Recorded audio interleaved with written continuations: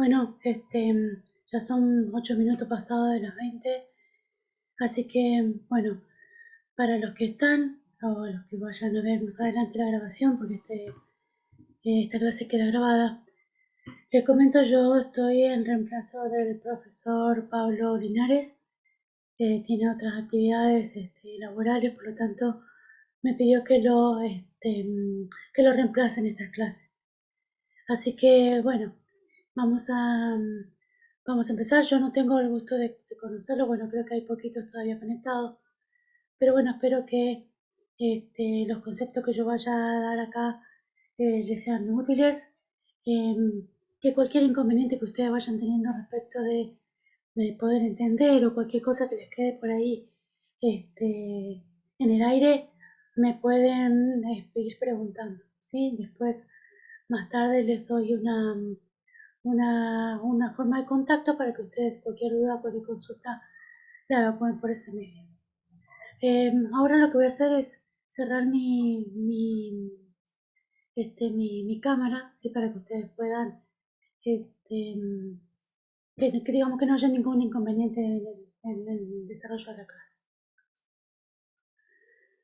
Bueno, esta clase se va a desarrollar principalmente en relación a los paneles fotovoltaicos, sin conceptos iniciales. Vamos a ver em, algunas definiciones técnicas básicas, los parámetros respecto del recurso solar, ¿sí?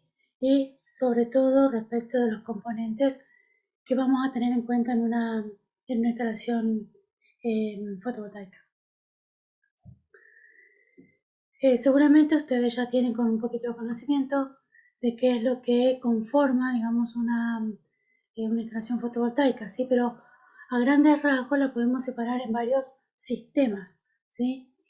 Uno propiamente dicho es el panel solar, ¿sí? O los paneles solares, el grupo de paneles solares que vamos a tener instalados, en este caso, bueno, como se ve en general en los techos o en las partes altas, elevadas de los edificios, que van a estar conectados directamente o a un inversor, un controlador. Ya vamos a ver que eso va a depender de las configuraciones que nosotros diseñemos, ¿sí? En nuestra instalación solar. Pero en general el inversor es un papel, cumple un papel importantísimo en cuanto a la conversión de corriente que obtenemos desde el panel fotovoltaico y que derivamos hacia nuestro consumo. En tercer lugar, y no menos importante, obviamente, es el tema de los interruptores, la caja de comandos, donde vamos a tener todos los elementos de seguridad y los temas de interrupción o derivación de la energía. En el caso de que tengamos un, una conexión del tipo de ahorro, ¿sí? O sea, que nosotros diseñamos nuestro sistema para un sistema de ahorro energético y tengamos una conexión, o sea, continuemos con nuestra conexión a la distribuidora, vamos a tener un medidor de potencia, ¿sí? Ya vamos a ver de qué se trata ese medidor de potencia que va a estar conectado a la red de distribución. Y obviamente las cargas de consumo, todos los elementos que tenemos dentro de nuestra casa, dentro de nuestro comercio, donde nosotros vayamos a hacer la instalación, que es lo que va, digamos, a ser una información muy importante a la hora de diseñar nuestro sistema. Acá un poquito con más detalles, ¿sí? Se ve un poquito mejor en el dibujito, el panel solar, que vamos a ver que por su configuración, ¿sí? Por su armado, ¿no es cierto?, de cada una de las celdas solares, en los paneles solares y en el módulo, en el arreglo solar, vamos a ver que esa colección de energía que hace, la hace en forma de corriente directa o corriente continua. Es por eso que necesitamos a la salida de los paneles solares, del módulo solar, el inversor que yo les comentaba, sí que cambia esa energía continua, perdón, esa corriente continua en corriente alterna, que es la que consumen todos los elementos que tenemos en nuestra vivienda. Nosotros aquí en Argentina usamos la mayoría de los elementos en base a corriente alterna. Como les dije, el tablero principal es donde van a estar todos los comandos, los interruptores, todos los servicios de seguridad, al que podamos poder acceder de forma rápida, ¿sí? De forma que tenga, digamos, un lugar accesible. Y en el caso anterior, no se mencionaba, pero digamos, en el caso anterior lo veíamos como medidor de potencia, ¿sí? En este caso, lo que nosotros utilizamos como medidor de potencia en la mayoría de las provincias que ya tenemos, digamos, reglamentado el uso de panelería solar como prosumidores, sí tenemos esto del medidor bidireccional, que nos mide tanto en una dirección, es decir, desde la red hacia la casa, como desde la casa hacia la red. ¿Por qué? Porque en el caso de que nosotros estuviésemos generando y no consumiéramos toda esa energía que generamos, podemos entregar parte de esa energía a la red y ser, digamos, generadores que brindan la energía a la red, ¿sí? Seríamos como generadores distribuidos, ¿sí? Lo que se denomina generación distribuida. Entonces ese medidor bidireccional es el que va a indicar una especie de debe haber, ¿sí? En relación a la energía que entra de la red y a la que se generan los paneles y se vuelca a la red. Entonces esas configuraciones las vamos a poder armar en relación a justamente a esa forma que nosotros tenemos de diseñar nuestro sistema. Este llamado on-grid o conectado a red, ¿sí? Es justamente me indica que yo voy a estar conectada a la red eléctrica, ¿sí? A la red eléctrica, ¿por qué? Porque yo lo puedo, digamos, diseñar a mi sistema con una generación mucho menor al consumo que tengo. Pero la función final de ese sistema va a ser únicamente la de ahorrar parte de la energía eléctrica que yo consumo de la red. ¿Sí? Es decir, yo voy a generar una parte de mi consumo, ¿sí? Y no voy a pagar tanto al distribuidor, ¿sí? No, creo que ustedes, no me acuerdo cómo se llama la distribuidora de ustedes, GESA, algo así. Nosotros aquí tenemos la empresa que se llama Seche. En este caso, yo con mi sistema fotovoltaico, que es mucho menor a la generación que tengo dentro de mi vivienda, no pago el total de la energía que utilizaba antes, por ejemplo, ¿sí? Entonces, parte de esa energía la genero con un sistema fotovoltaico y hago un ahorro energético. Por eso les digo que este tipo de conexión puede ser tan compleja como a nosotros se nos ocurra. Ya vamos a ir viendo que podemos ir disponiendo los distintos elementos de distintas formas y vamos a tener distintas configuraciones, obviamente con mayor o menor flexibilidad en relación al uso de esa energía que voy a ir generando, acumulando de distintas fuentes, a lo mejor, e incluso desde la red eléctrica. Esta otra configuración se llama off-grid, es decir, separado de la red, ¿sí? Lejos de la red. Esto en el caso de lugares aislados, donde no tenemos llegada al sistema de distribución. Entonces, por ejemplo, hay lugares, incluso en los mismos campos o en los mismos lugares donde sí llega hasta la vivienda, digamos, rural, llega un cablecito, si a duras penas va llegando un cablecito y la vivienda se conecta. Sí, pero por ejemplo tenemos lugares más lejos de nuestra vivienda donde podemos llegar a tener, qué sé yo, un criadero de cerdo o una bomba para extracción de agua. Entonces solo podemos poner o disponer em, un generador completamente separado y específico para un uso específico, ¿sí? En este caso, bueno, se ve, por ejemplo, una vivienda rural, supónganse que sea una vivienda rural, que no tenemos posibilidad de acceder a la línea de distribución por mucho tiempo, entonces, ¿cuál es una buena alternativa? Bueno, disponer de un sistema de generación, en este caso, uno de los más accesibles, más comunes en este momento, es el sistema fotovoltaico. Entonces vamos a ver que en este caso vamos a tener una disposición distinta. Fíjense, por un lado vamos a tener los paneles solares. Esos paneles solares van a generar en corriente continua y van a estar conectados a un regulador de carga. Ese regulador de carga va a disponer toda la energía a acumular en las baterías. Recién de las baterías yo voy a sacar la energía en corriente continua todavía y la voy a llevar a un inversor. De ese inversor recién voy a tener la corriente alterna que necesito para después ser dirigida a la vivienda. Sí, fíjense, esta es una configuración, es una de las más antiguas. De esta manera se empezó a usar este tipo de instalaciones. Sí, este tipo es con un banco de baterías, ¿sí? Yo estoy cargando continuamente mi batería y a partir de la batería es donde saco la energía. Esta es otra configuración, ¿sí? Fíjense que acá ya las baterías son un recurso alternativo, ¿sí? Serían como otra fuente de donde yo voy a sacar energía, ya no es el paso obligado de la corriente, ¿sí? Por un lado tengo los paneles fotovoltaicos conectados a un regulador de carga. Ese regulador de carga lo que va a hacer es direccionar parte de esa energía a la batería. Entonces, si yo, por ejemplo, está de día y estoy generando, voy a tener directamente la energía de los paneles.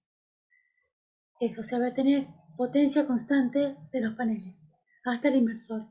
En el caso de que sea noche o que esté nublado y yo tengo un banco de baterías cargado, voy a extraer de ahí la energía.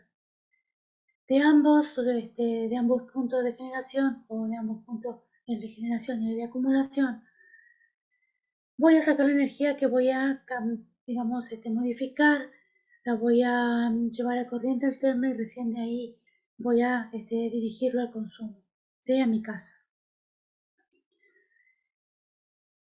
En este caso tenemos también un controlador de carga que ya va a estar dispuesto tanto en contacto con las baterías como los paneles fotovoltaicos.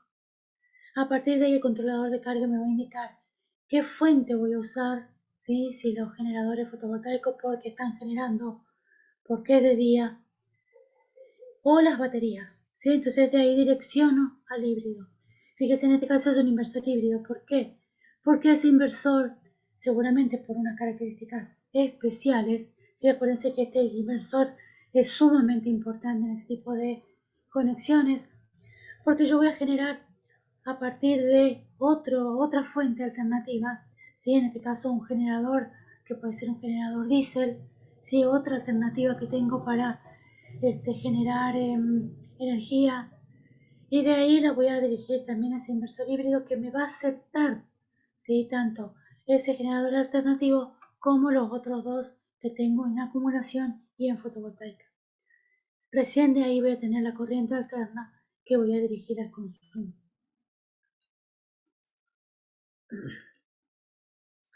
A ver, vamos a admitir a más gente, admitir a todos.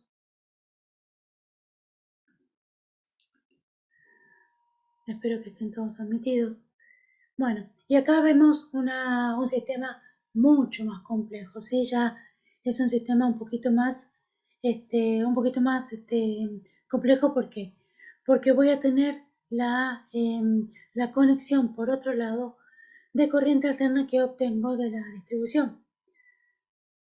Entonces, fíjense, en este caso tengo un inversor cargador. En este caso ya tengo un solo elemento, ¿sí? El inversor cargador que va a ser las veces de regulador de carga, de controlador, que va a ir conectado tanto a los paneles que me van a ir generando. Buenas noches, Alberto. Recién veo el mensaje.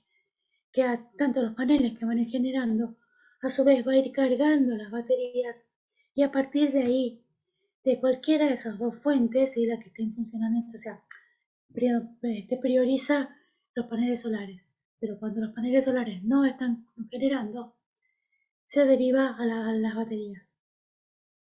Entonces de ahí que va a obtener la corriente para cambiarla, así para modificarla a corriente alterna para dirigirlo al consumo. Tengan en cuenta en este caso, como les expliqué en la anterior, donde estábamos conectados a la red, que aquí vamos a tener una mayor complejidad, ¿sí? Porque tenemos controladores de varios tipos, porque vamos a tener tanto el medidor de bidireccional como un inversor cargador, controlador y demás. Obviamente que esos elementos ya vienen con una tecnología un poco más compleja, ¿sí? Este, pero existen y son muy bien, buenas noches, Fabián. Son muy bien aceptados y son adaptables a un montón de elementos, ¿sí? Porque ahora tenemos muchísimos fabricantes de panelería solar, también hay muchísimos fabricantes de inversores, hay muchas empresas que se dedican a fabricar todo su kit, ¿sí? Ellos ofrecen absolutamente todo, incluso hasta las baterías, para obtener, digamos, o para brindar todo el servicio completo al diseñador, sí, para que lo venda a su cliente. Como les decía, esta configuración puede ser infinitamente más compleja también, ¿sí? Vamos a ir viendo otros ejemplos. Por ejemplo, fíjense, yo acá tengo la carga, ¿sí? Vamos a sacar un poquito esto. Ahí está. Tengo la carga, ¿sí? Acá tengo el consumo, ¿sí? Fíjense aquí, digamos, acá va a ir dirigido todo lo que yo genere. Y acá fíjense que tenemos ya otras fuentes, ¿sí? Otra fuente tanto para el fotovoltaico, puedo tener un generador mini eólico conectado a mi casa, o sea, mi propio generador eólico. Puedo tener si estoy cerca de, por ejemplo, una corriente de agua, dispongo un generador mini hidráulico para generar corriente a partir de ahí. Cada uno de estos elementos va a tener su regulación, su regulador, su controlador. Y vamos a tener, por otro lado, también las baterías, ¿sí? A lo mejor puedo llegar, esto es opcional, ¿sí? Puede ser que, por ejemplo, yo con estas tres fuentes, ya tenga toda la energía que necesito para mi consumo, ¿sí? Tanto de día como de noche.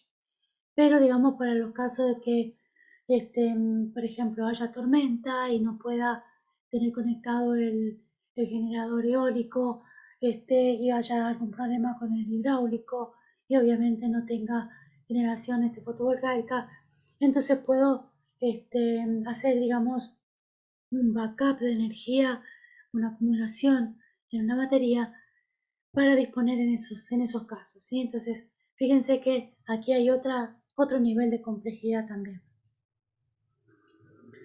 Bueno, acá también similar, pero en este caso, fíjense, es un grupo de consumo, si es un grupo de vivienda, una agrupación, por ejemplo, pasa mucho en la provincia donde están ustedes, hay muchas disposiciones de este tipo, ¿sí? Se llaman microred o mini red, depende del tamaño, muchos asentamientos, muchas comunidades pequeñas, ¿sí? De 10, 15 casas que están todas cercanas, lo que pueden disponer es un sistema de generación a partir de fuentes alternativas. Esta seguramente es la más conocida de todas, genera en corriente alterna, si los generadores diésel, que pueden ser también muy pequeños o pueden ser mucho más grandes para, digamos, generar grandes cantidades de energía para, en este caso, un asentamiento, ¿sí? Una microred. Podemos tener incluso que tengamos separado un sistema fotovoltaico, un generador de otro tipo, eólico, hidráulico, un sistema de acumulación e incluso que cada una de esas casas o alguna de ellas tenga también un sistema de generación que parte de la energía que genera consume, ¿sí? La dirige a su propio consumo y parte la pueda distribuir también a esa microred. Entonces fíjense que aquí ya también la complejidad es un poquito más elevada, ¿sí? Porque tenemos que tener en cuenta a qué darle prioridad, ¿sí? En qué caso, es decir, vamos a tener que tener una central de combinación, ¿sí? Para ir dando prioridad a uno, prioridad a otro en el sistema de carga.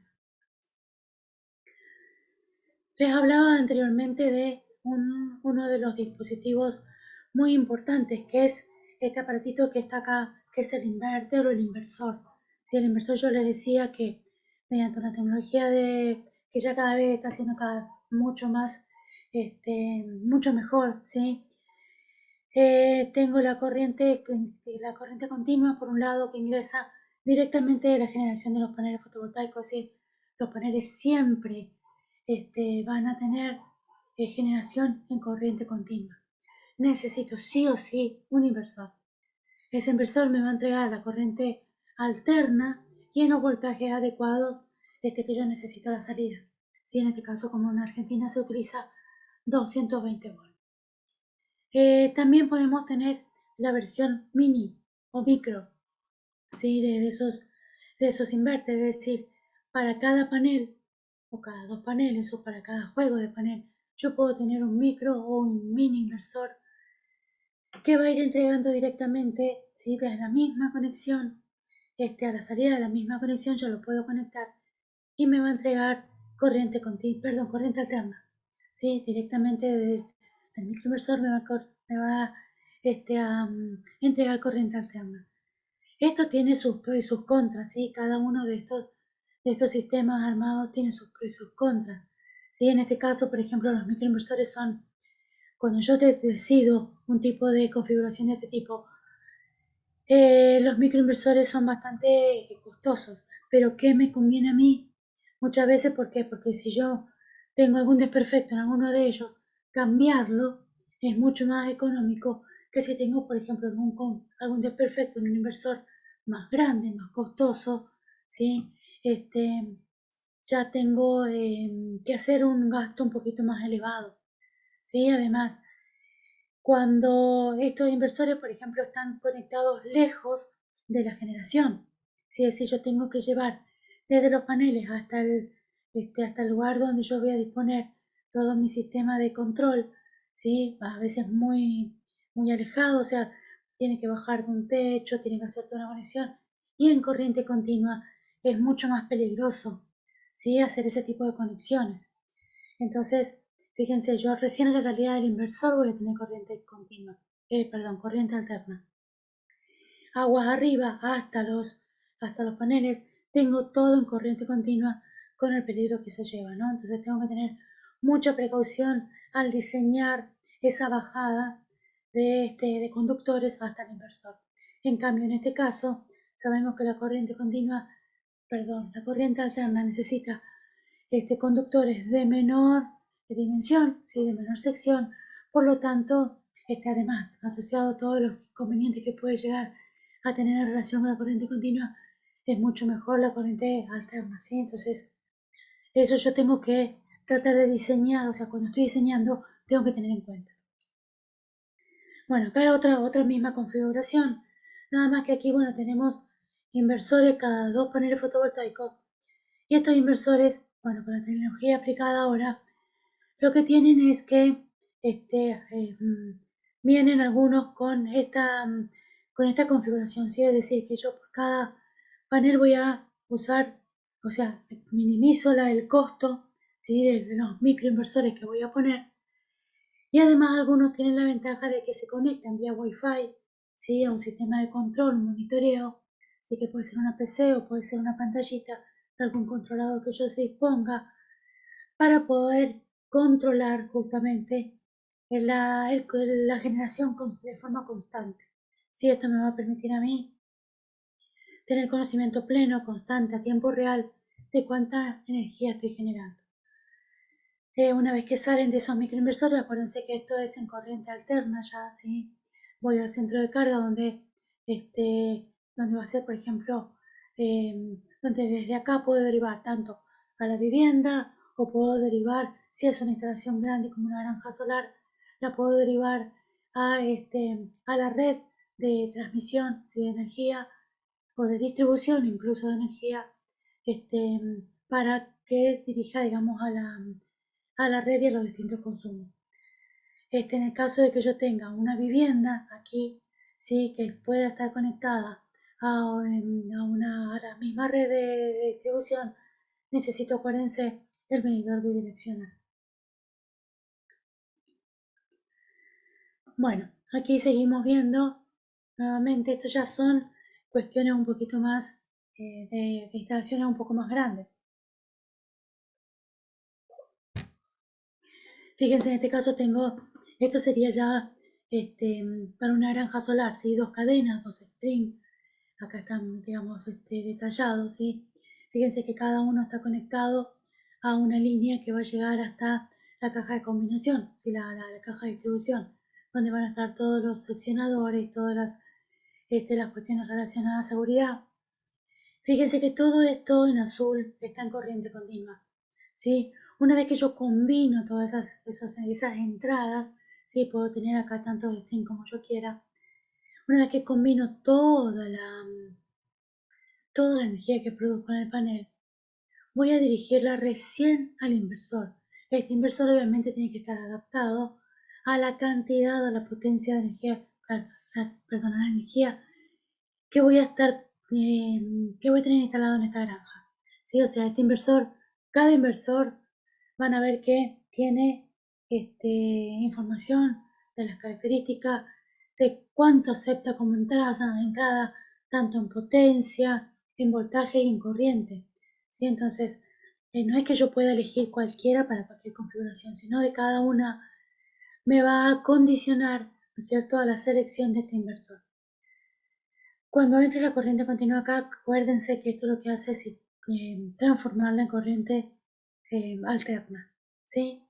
De este lado tenemos una configuración similar, una granja similar, pero en este caso, fíjense, ya estoy obviando el gran inversor, sino que ya tengo en la salida de cada panel un microinversor, ¿sí?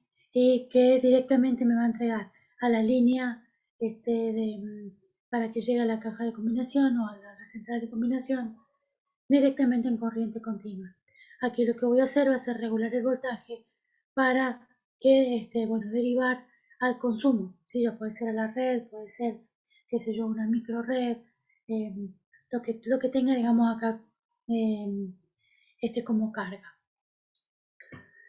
La radiación solar, vamos a ver un poquito ahora, después igual vamos a volver más adelante en relación al inversor y a todas las características que tenemos que tener en cuenta, ¿sí?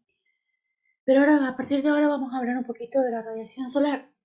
¿Por qué? Porque es el recurso que yo tengo que tener en cuenta del otro lado, digamos, del panel, ¿sí? Porque de un lado tengo la carga, ¿sí? Todo lo que yo voy a consumir, lo que voy a conectar para que consuma la energía que genera. Y por otro lado, lo que tengo disponible para dimensionar esa instalación, porque ahí recién es donde yo voy a calcular cuánta energía em, voy a estar generando. Acuérdense, bueno, todos sabemos lo que es el Sol, ¿sí? Es un generador de radiación electromagnética que atraviesa el espacio sin ningún tipo de problema, porque en el espacio no hay nada que lo modifique, excepto, bueno, los cuerpos celestes, ¿sí? Que reciben parte de su radiación, los que están más cerca obviamente reciben más, los que están más lejos reciben menos. Pero en la Tierra, bueno, se ha adaptado a la cantidad de energía que recibe el Sol y por eso que hay vida. Pero en general, lo que a nosotros nos interesa de este Sol es, por un lado, en este caso, la radiación, o sea, la parte móvil o la parte de energía del fotón, ¿sí? Que traslada, digamos, esos rayos solares, porque es la que nosotros necesitamos para generar la energía de nuestro panel, ¿sí? Sin embargo, la parte calórica la tenemos aprovechada en lo que es, por ejemplo, termotanques solares o incluso la que usamos en general, por ejemplo, para secar la ropa, ¿sí? O la que usan las plantitas para crecer, ¿sí? Entonces, parte de esa radiación calórica es la que utilizamos de otras maneras. En este caso vamos a ver que de esa radiación solar nos interesa la parte de fotón, ¿sí? Entonces, teniendo en cuenta esa radiación, vamos a tener dos conceptos fundamentales. La irradiancia, que es la radiación que incide sobre una superficie determinada, ¿sí? Un lugar determinado específico, pero que lo podemos tomar como un valor instantáneo, ¿sí? Lo llamamos potencia. ¿Por qué? Porque es lo que medimos en un instante determinado. Entonces eso nos va a dar potencia, y la potencia la medimos en watt. Y en general, watt por metro cuadrado, ¿sí? Porque es lo que nos interesa a nosotros, ya que tenemos paneles solares que tienen una determinada superficie. Y por otro lado, vamos a manejar el concepto de irradiación o insolación solar, que es la parte de radiación que no es ya instantánea, sino que ya es en un periodo de tiempo determinado, ¿sí? A eso lo vamos a llamar energía, ¿sí? Es la energía que tenemos disponible en determinado periodo de tiempo para poder aprovecharlo. ¿Y esto por qué es importante? Porque nosotros tenemos que tener en cuenta el tiempo que, por ejemplo, el tiempo día y noche, el tiempo que transcurre, por ejemplo, de una estación a otra, ¿sí? Y eso, digamos, nos va a limitar en cuanto a la energía disponible que podamos tener en cada lugar geográfico. Entonces, como dijimos, irradiancia es potencia, ¿sí? Un valor instantáneo, se mide en watt o kilowatt por metro cuadrado. Decimos que la irradiancia en el vórtice de la atmósfera es de 1637 watts por metro cuadrado, ¿sí? En el borde de la atmósfera. Y esto lo podemos, o sea, se han hecho muchas, científicamente, ¿no? Muchas mediciones, por lo tanto, podemos asegurar que este es un valor promedio para todo el globo terráqueo, ¿sí? Entonces, teniendo en cuenta este valor, después vamos a poder inferir en otros valores que nos van a permitir a nosotros estimar o tener algún estimado en algún lugar específico. Ojo, esto vamos a separarlo. Esta información nos sirve para hacer algún estimado a grandes rasgos, ¿sí? Pero cuando nosotros vayamos a diseñar, vamos a necesitar información fehaciente, ¿sí? Entonces vamos a tener que recurrir a algunos lugares para obtener esa información específica que van a depender de los parámetros de diseño que nosotros decidamos. Entonces, a partir de ese valor, nosotros podemos estimar a lo mejor en un periodo de tiempo cuánta energía tenemos disponible a tope, digamos, de la atmósfera. Pero a nosotros en general no nos interesa eso, ¿sí? A nosotros nos interesa en la superficie de la Tierra, ¿sí? O sea, donde estamos nosotros o donde va a estar instalado el panel fotovoltaico. Y ahí tenemos un gran problema. ¿Por qué? Porque la radiación solar, así como yo le dije que viaja por el espacio sin ningún tipo de problema, llega al borde de la atmósfera con un valor determinado a la distancia que estamos nosotros del Sol y en las unidades que lo medimos, pero una vez que pasa la atmósfera tiene una serie de inconvenientes. ¿Por qué? Porque el contenido de la atmósfera va a incidir, digamos, en la calidad de esa radiación que llega al lugar donde nosotros vamos a disponer la ubicación, ¿sí? O la locación de nuestro panel solar. Entonces, vamos a tener varios componentes acá, como se indica. Parte de la radiación, esa la vamos a llamar radiación difusa. La radiación directa, que es la que llega sin problema, que tuvo suerte, ¿sí? De llegar sin encontrarse nada en el camino, que puede pasar en lugares donde no hay ningún tipo de contaminación, que está el cielo límpido, diáfano, que no hay ninguna nube. Entonces llega radiación directa plena.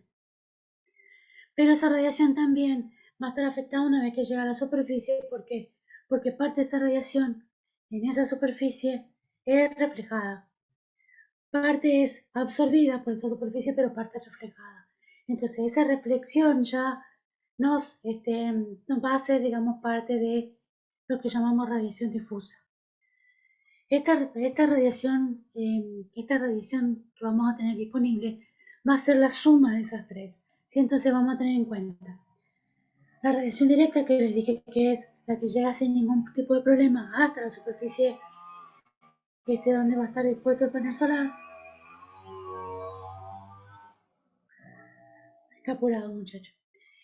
Parte de la radiación difusa, que a esta parte la vamos a entender como esa radiación muy inquieta, ¿sí? Ese rayo que incide, por ejemplo, en una partícula de polvo, en una microgota de agua, en una nube, ¿sí? Esos elementos hacen que de esa radiación que venía y pega en esa partícula, en ese cuerpo, se refracte hacia otros lugares, ¿sí? Y como sería como el efecto de una de una bola de billar. ¿Vieron cuando ustedes juegan al billar que pegan una bolita, va chocando contra las bandas y contra las demás bolitas?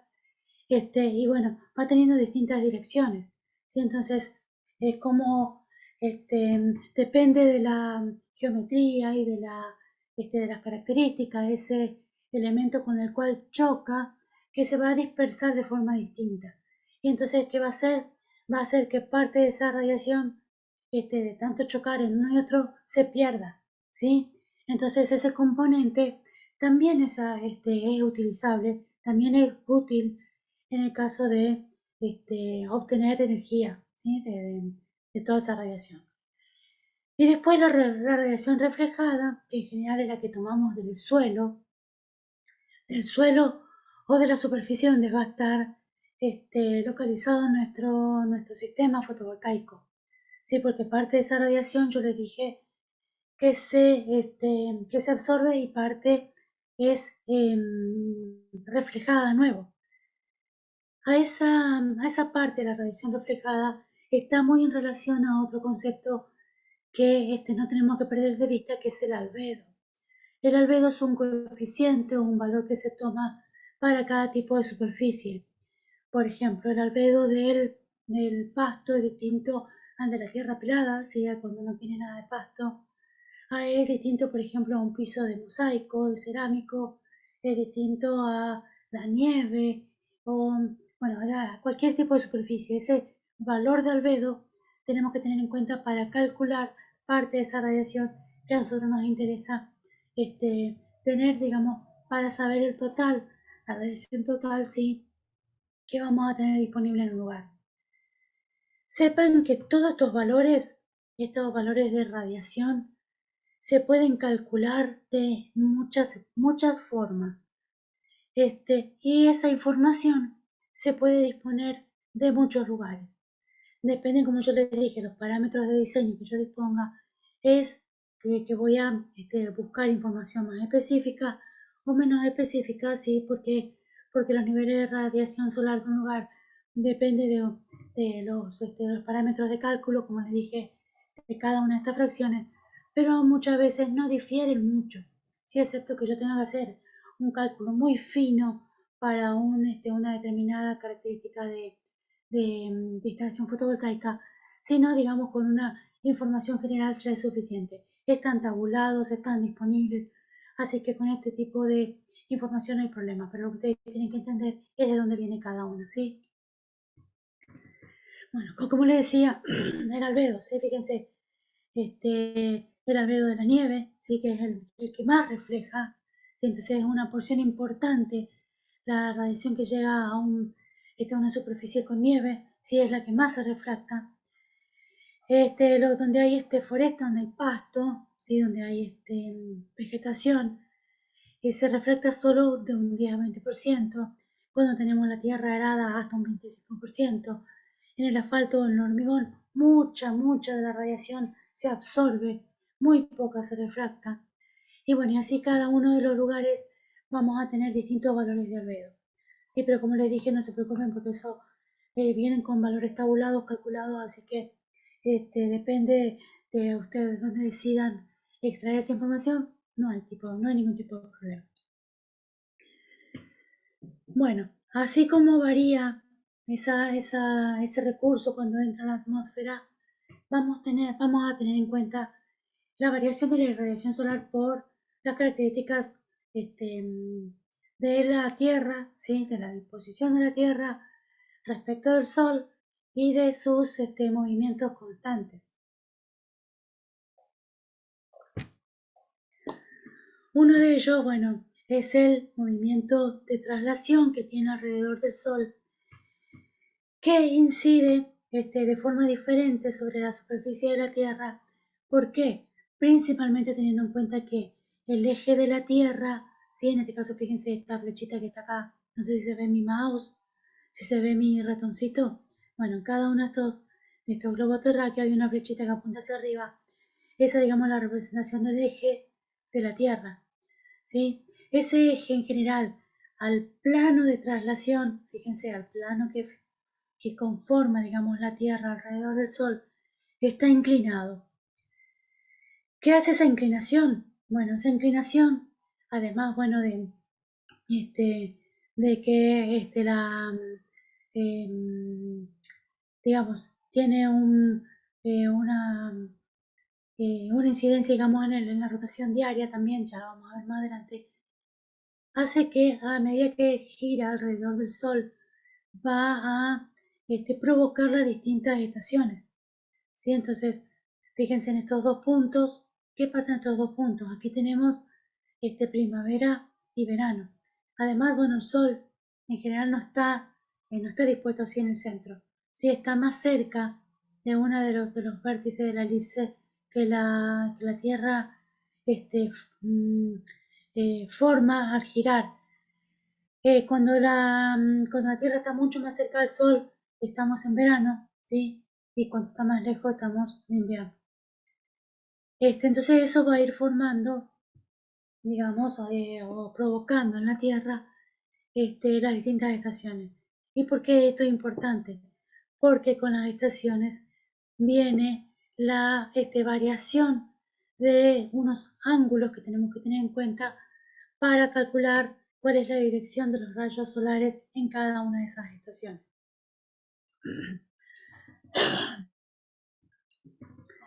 Bueno, esto entonces va a estar va a estar relacionado, digamos, a la latitud geográfica o a la ubicación geográfica, perdón, donde nosotros nos encontremos, ¿sí? Porque va a ser distinto del Ecuador hacia arriba o del Ecuador hacia abajo, teniendo en cuenta que también acá, bueno, tenemos el dibujito del globo terráqueo de forma que el eje sea perpendicular a este plano horizontal, ¿sí? O sea, aquí no está representada la inclinación. Pero respecto a esa inclinación, nosotros tenemos dos lugares que vamos a ver más adelante que son importantes a tener en cuenta, que son los trópicos, ¿sí? ¿Qué implica los trópicos? Los trópicos son los puntos hasta donde, digamos, llegan los ángulos de inclinación solar, tanto en el hemisferio norte como en el hemisferio sur. Entonces, en el hemisferio norte vamos a tener el trópico de Cáncer y en el hemisferio sur el trópico de Capricornio. Entonces, en relación también a la rotación, ¿sí?, de la Tierra, también tenemos una variabilidad. ¿Por qué? Bueno, porque está el día y la noche, ¿sí? En la noche no tenemos sol. Entonces, fíjense cuántos condicionamientos tenemos que tener en cuenta a la hora de calcular ese recurso. Como les dije, según la latitud o la ubicación geográfica, nosotros vamos a tener distintos valores de radiación disponible. Entonces, fíjense aquí, por ejemplo, cómo se ve en esta curva roja. Esta, digamos, es en el Ecuador.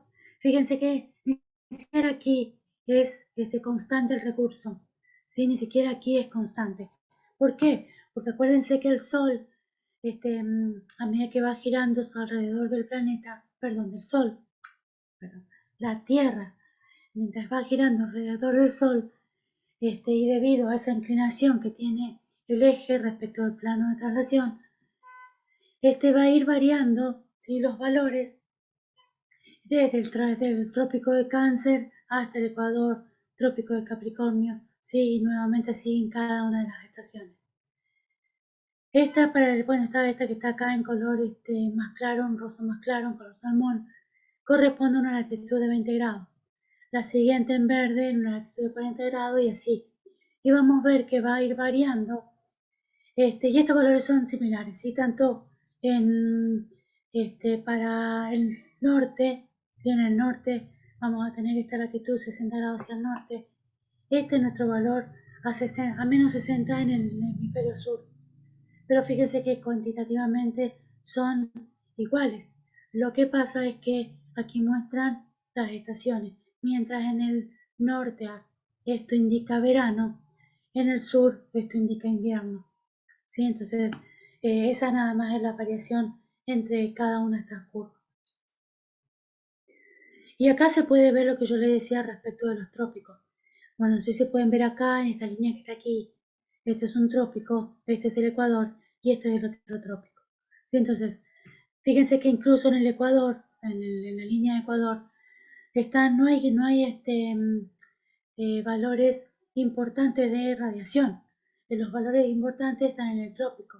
¿Sí? Fíjense en la parte esta de, de, de África, ¿sí? En la parte, fíjense que también coincide con las partes desérticas, ¿sí? De cada continente. En este caso, en el hemisferio norte, en América del Norte, ¿no? Está la parte del desierto.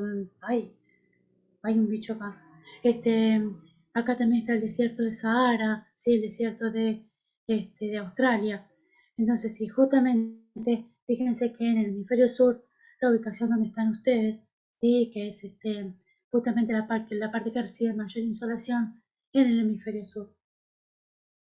Y corresponde justamente a los topes, ¿sí? de la variación del ángulo, perdón, la variación, sí, del ángulo solar, en cada hemisferio, ¿sí?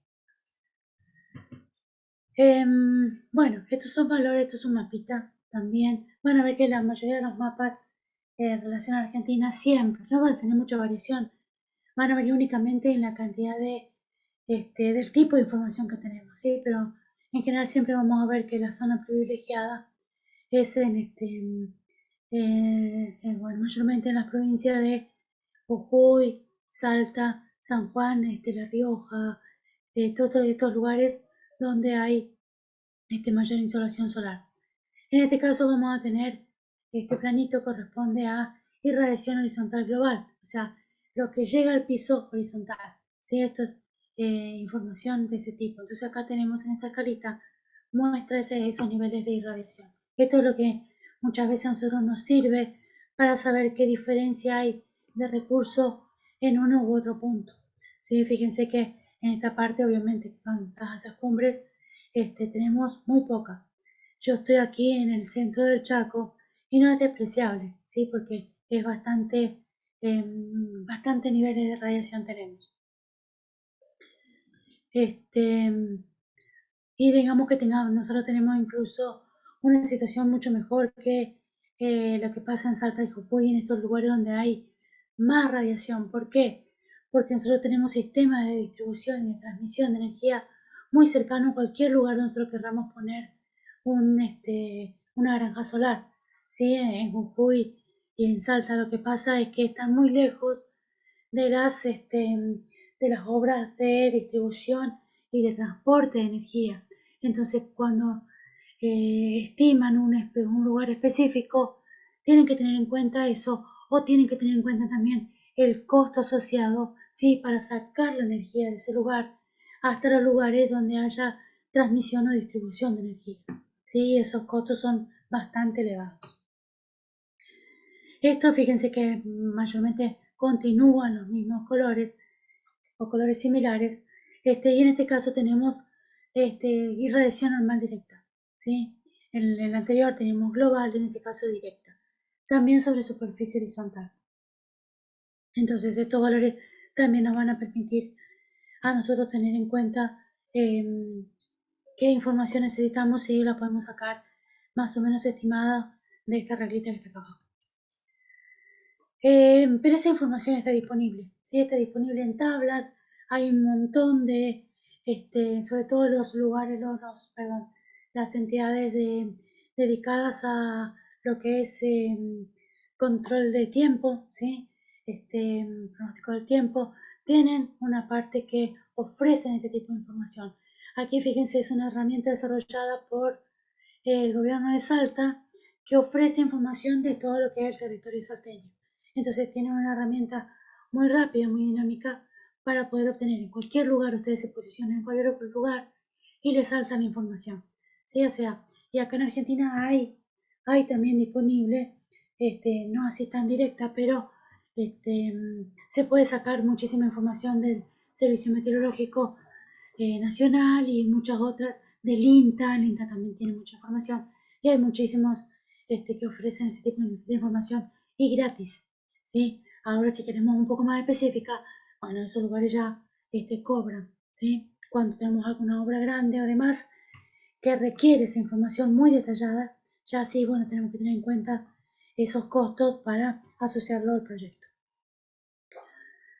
Entonces, vamos a ver que, si bien, como vieron, en general, se puede estimar que esa irradiación global se puede obtener en mayor cantidad sobre el Ecuador, ¿sí? O sea, o digamos, es una convención, ¿sí? Que decimos que sobre el Ecuador es aproximadamente 1000 watts por metro cuadrado para una superficie perpendicular, es decir, una superficie plana, ¿sí? Que recibe el sol directo. En verano, por ejemplo, en el Ecuador, contiene o recibe 1000 watts por metro cuadrado, ¿sí? Entonces, a partir de ahí, podemos estimar los niveles de radiación en cualquier otro lugar, ¿sí? ¿Por qué? Porque es un valor estándar que se toma para calcular la potencia que puede entregarme un panel, ¿sí? O sea, son valores estándar que todas las fábricas de paneles determinan. ¿Para qué? Para que todos los paneles, digamos, tengan un parámetro similar. ¿Sí? Entonces, a la comparación, yo puedo elegir uno u otro por otras características. Bueno, acá como les decía, lo que tenemos que tener en cuenta en el lugar donde nosotros vayamos a hacer la locación, tenemos que tener en cuenta toda esta información, ¿sí? Cuántos días nublados tenemos, cuántos días de sol al medio nublar, ¿sí? O seminublado, cuántos días despejado, cuánto tiempo de lluvia, qué temperatura máxima. Todos esos valores me van a incidir, digamos, en la cantidad de irradiancia que yo tenga como específico un lugar determinado. ¿Por qué? Porque acuérdense lo que les explicaba anteriormente, ¿sí? Porque toda esa radiación va a estar afectada por todos estos fenómenos que vamos a tener que tener en cuenta. ¿Sí? Entonces yo voy a saber si el valor que estoy obteniendo de una base de datos cualquiera es más o menos creíble o no. ¿Y por qué eso es importante? Justamente por eso, por esto que les voy a explicar. Que fíjense, yo puedo tener en cuenta que en un lugar determinado, con las características de ese lugar, de esa situación geográfica y demás, sin tener en cuenta, por ejemplo, el efecto de la luz difusa, yo podría tener disponible toda esta energía que está acá. Esta es la campana de energía disponible en un día, ¿sí? Porque fíjense que acá, si ustedes se fijan la hora, está amaneciendo, ¿sí? Son las 6:00 y pico. A medida que el sol se va elevando en el cielo, la energía va aumentando hasta que llegó a las 12 del mediodía solar. A partir de ahí va bajando, se va disminuyendo hasta que se esconde. Entonces, toda esta energía que está acá disponible es la que yo puedo aprovechar. Pero eso puede llegar a ser mentiroso si, por ejemplo, yo estoy en un lugar, como les decía el otro día a otros chicos, por ejemplo, en una ciudad y cerca de, por ejemplo, de un parque industrial que genera y emite mucho particulado a la atmósfera. Ese particulado interacciona, ¿no es cierto?, con esa radiación que puede llegar al lugar donde yo necesito y ya me disminuye todo este recurso que yo supuse como disponible en esto, ¿sí? Fíjense que ya tengo picos, ¿sí? Tengo picos que va a depender justamente de todo ese residuo que contenga, o incluso si hay nubosidad, si es un lugar, hay muchos lugares que tienen nubosidades muy específicas, ¿sí? Entonces, fíjense cuánta incidencia puede tener ese ambiente, ¿sí? Para calcular el recurso que dispongo. Y esto es importantísimo, ¿sí? Porque eso me va a indicar qué tamaño tiene que tener mi sistema y bueno, y si voy a poder o no afrontar esa inversión, ¿sí? Porque cuanto menor recurso de solar tenga disponible, mayor va a tener que ser mi instalación y obviamente con mayor costo. Bueno, esto es un mapita también similar a los anteriores con el potencial de energía fotovoltaica, así asociado a lo que habíamos visto antes. Fíjense, esto ya está, digamos, teniendo en cuenta las situaciones geográficas y situaciones de clima, ¿sí? Muchos factores aquí, excepto el antropológico, como se dice, antropogénico, perdón, que depende de las actividades del hombre en cada uno de los lugares.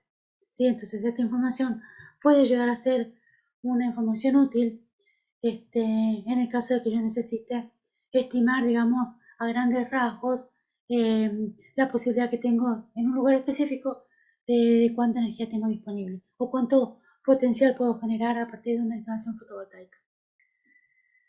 Bueno, aquí por ejemplo, como les decía, ¿por qué tengo que tener en cuenta eso? Vamos a ver, vamos a contrarrestar lo que es la radiación contra lo que me genera el panel. Teniendo en cuenta entonces que la radiancia media en la atmósfera exterior ya habíamos dicho que es una potencia de 1367 watts por metro cuadrado, a partir de ese valor se estima, ojo, que esto es un estimado promedio, ¿sí? Es decir, que puede llegar que en algunos lugares, como son la provincia de ustedes, tenga mayor valor este 800, ¿sí? Este 800 sea un poquito más, y en otros lugares más lejanos, o sea, más al sur, tenga mucho menos, obvio, ¿no? Ya vamos a ver también por qué. Esa suma anual de la radiación, ¿cómo lo vamos a hacer? Estos valores instantáneos los vamos a ponderar por las 7,5 horas disponibles que tenemos en el día, estimado también, que puede ser promedio. ¿Por qué? Porque ahí me dice que tenemos, en verano tenemos más, en invierno tenemos menos. Entonces, supongamos que tenemos 7,5 horas al día, en el mejor de los escenarios, por la cantidad de días que tenemos al año, entonces vamos a tener una posibilidad de 2200 kilowatt hora, ¿sí? Por metro cuadrado al año. O sea, esta es la energía disponible que nosotros tenemos por año, ¿sí? Promedio en nuestro país, en cualquier lugar de nuestro país. Obviamente que eso ya les digo que vamos a tener que tener en cuenta por ahí después vincularlo al lugar geográfico donde estemos. Pero esto es un estimado, sí lo vamos a tomar para un cálculo. Yo voy a elegir entonces un panel que el fabricante me dice que produce 255 watts, ¿sí? Vamos a ver entonces cuántos paneles, o digamos al revés, vamos a poner en la superficie, ¿sí? Que tiene ese panel de 255 watts que mide 1,64 por 0,99, tengo 1,62 metros cuadrados. Si yo hago, ¿no es cierto?, la potencia que habíamos dicho, promedio, por esa superficie, fíjense, tengo estos valores de irradiancia sobre el panel, ¿sí? Teniendo en cuenta además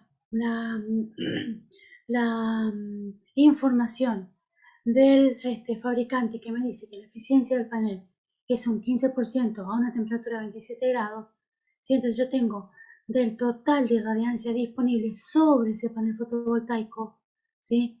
Digamos, con la eficiencia que me dice, lo único que voy a generar son 194,4 watts. ¿Y por qué no 255? Y porque justamente estos valores que me da el fabricante son valores que están obtenidos de forma muy controlada, ¿sí? Condiciones normales de presión y temperatura, condiciones de laboratorio, ¿sí? Pero ya vamos a ver cómo incide eso. Vamos a ver un poquito más de la geometría solar, ¿sí? Que tiene mucho que ver con lo que les decía yo. Vamos a ver esto antes de continuar con lo otro. Como yo les dije, la situación geográfica de cada uno de los lugares va a hacer que este ángulo, ¿sí?, de elevación solar, acuérdense que esto va a depender de una visión ya, una visión relativa nuestra, ¿no? Nosotros posicionados en la Tierra, como si en realidad se fuera el Sol el que se moviera, ¿sí? Entonces, si nosotros estamos paraditos en un punto, en cualquier lugar geográfico, vamos a ver que el Sol a una determinada fecha del año tiene una elevación, ¿sí? Lo que llamamos cenit solar, que es el ángulo que forma con la vertical ese ángulo de inclinación solar. Obviamente que si estamos en el ecuador, el cenit va a ser cero, ¿sí? Porque lo vamos a tener arriba de nuestra cabecita. Pero a medida que nos alejamos del ecuador, esa inclinación va aumentando. Y va a ir aumentando cuando más al sur o más al norte nos dirijamos. ¿Sí? Entonces vamos a tener en cuenta que esa altura solar, sí, que vamos a llamar a este otro angulito que forma con la horizontal, si esa altura solar ya va a ir variando a medida que nos vayamos moviendo. Además, tenemos que tener en cuenta lo siguiente. Bueno, fíjense que aquí está orientado al sur, pero este dibujito está hecho para el hemisferio norte. ¿Sí? ¿Por qué? Porque nosotros, fíjense, del Ecuador cuando nos alejamos hacia el polo norte, lo que ven esas personas que están en esa situación geográfica, el movimiento solar es hacia el sur. Nosotros que estamos en el hemisferio sur, nuestro sol se mueve desde el norte. ¿Sí? O sea, nosotros vemos el movimiento solar en un ángulo inclinado hacia el norte. ¿Sí? Entonces aquí, para nosotros sería lo contrario. Aquí estaría el norte, aquí estaría el sur. Pero pasa exactamente lo mismo. ¿Sí? A medida que el sol sale del este, ¿sí? Se va moviendo, se va moviendo, se va moviendo, va variando esa altura solar, ¿sí? Hasta que se esconde. Entonces, no solamente varía con la posición geográfica, sino también varía entre el día y la noche. A eso que va a ir variando también lo vamos a llamar, o en relación al norte geográfico. ¿Por qué? Porque nosotros vamos a ver nuestra situación, ¿sí? Respecto al norte geográfico, fíjense en este caso, ¿sí? Está al norte, esto está bien para nuestra latitud. Hacia el norte geográfico, eso también va a variar, ¿sí? Va a variar, ese ángulo también varía. Entonces, esos dos ángulos son importantes a la hora de determinar la inclinación que le vamos a dar a nuestro panel solar. ¿Y por qué? Porque como yo les dije, va a variar tanto estacional como diariamente. ¿Sí? Entonces, va a depender de la hipótesis de cálculo que nosotros, o la hipótesis de diseño que nosotros determinemos tomar para saber cuánta energía vamos a obtener de ese panel. Aquí un poquito más como para que lo entiendan, ¿sí? ¿Por qué? Porque fíjense que cuando estamos en el ecuador, por ejemplo, la incidencia de los rayos verticales, ¿sí? Sobre la superficie terrestre, fíjense, es prácticamente perpendicular a la Tierra, ¿sí? Y recorre mucha menos distancia. Entonces posiblemente que tenga menor problema para ingresar y llegue más rápidamente a la superficie de la Tierra, ¿sí?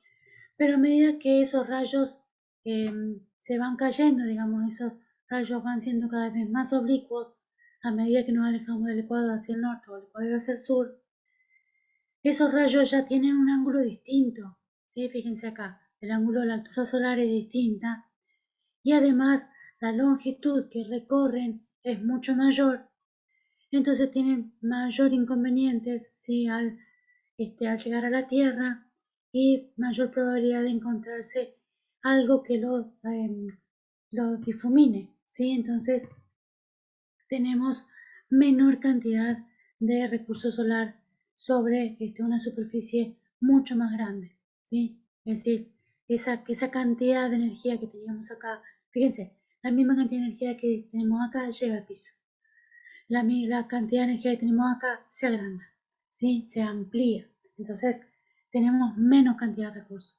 Fíjense todas estas cositas como van indicando la variación, ¿sí? De ese recurso.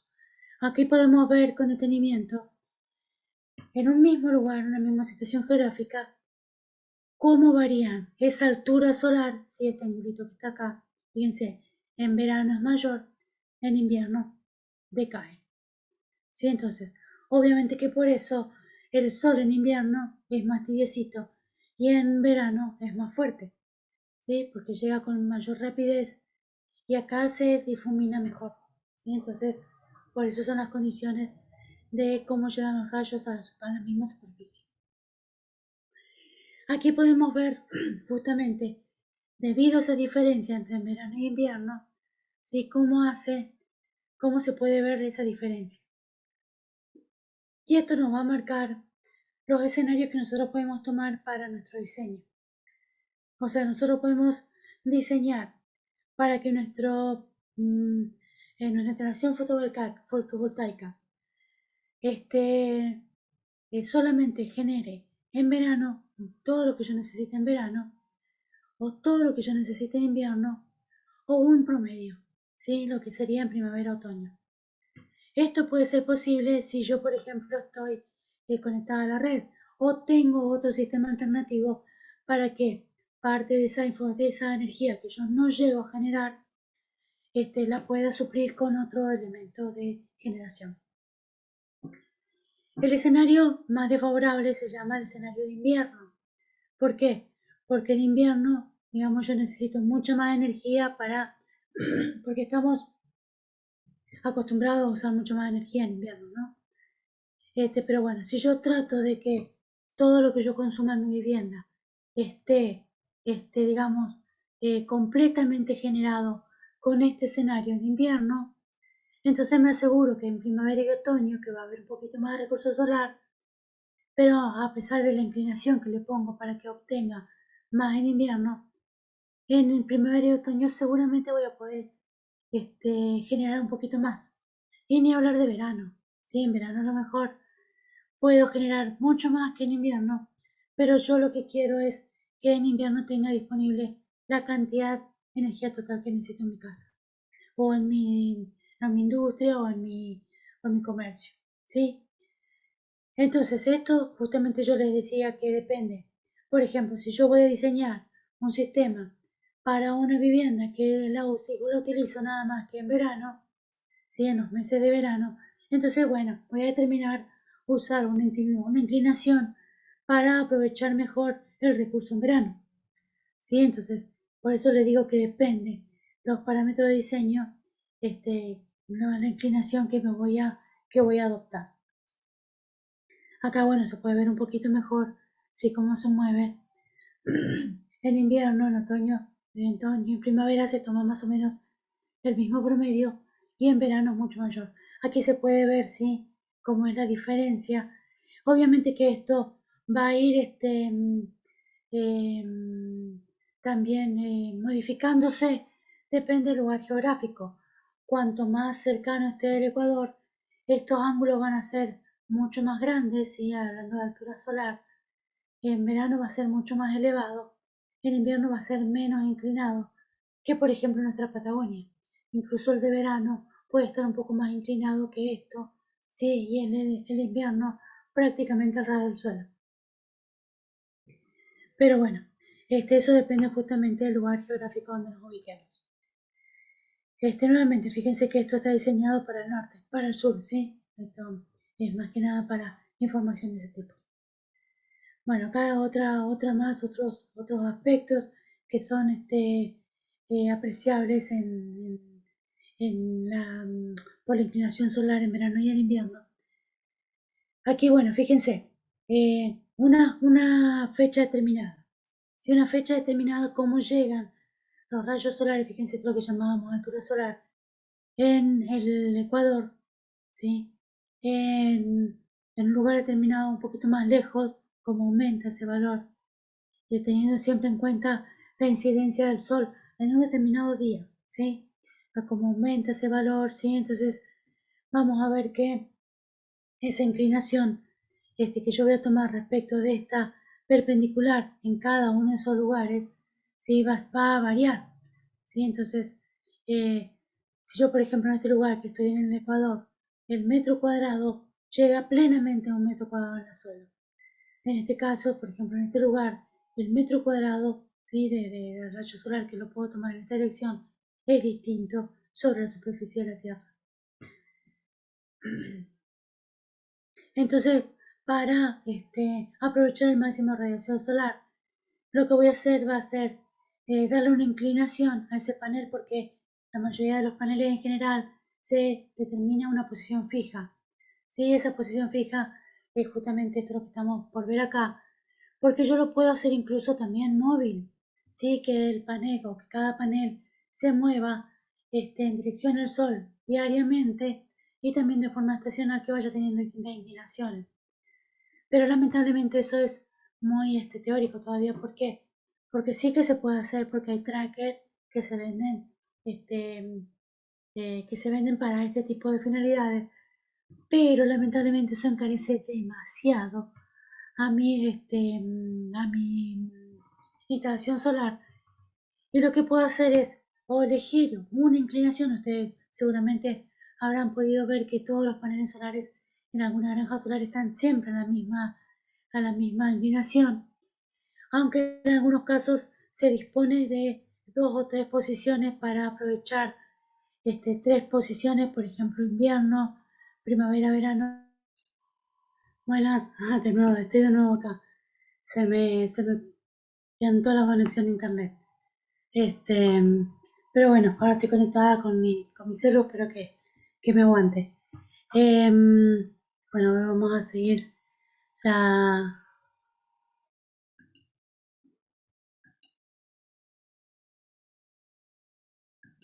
Si me pueden habilitar para compartir pantalla, por favor.